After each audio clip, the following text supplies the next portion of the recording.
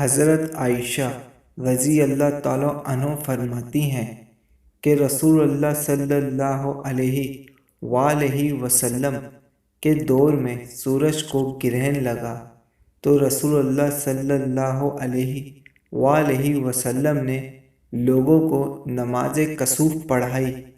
آپ نے قیام فرمایا اور بہت لمبا قیام فرمایا، پھر رکوع فرمایا اور بہت لمبا رکوع فرمایا، پھر قیام فرمایا اور لمبا قیام فرمایا، لیکن یہ قیام پہلے سے کم تھا۔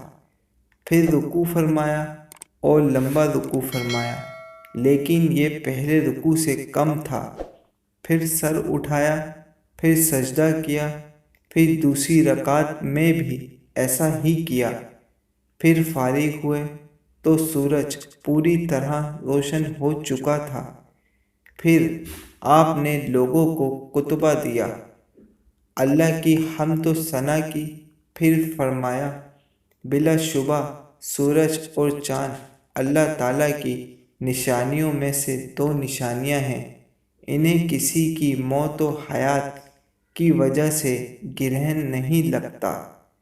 جب تم یہ صورتحال دیکھو تو اللہ تعالیٰ سے دعائیں کرو اور اللہ تعالیٰ کی بزرگی بیان کرو اور صدقات کرو۔ پھر فرمایا اے امت محمد، کوئی شخص اللہ تعالیٰ سے بڑھ کر اس بات پر غیرت نہیں کرتا کہ اس کا کوئی غلام یا لونڈی زنا کرے۔ اے امت محمد، اللہ کی قسم، اگر تم وہ چیزیں جان لو جو میں جانتا ہوں تو تم بہت کم ہنسو اور بہت زیادہ رو۔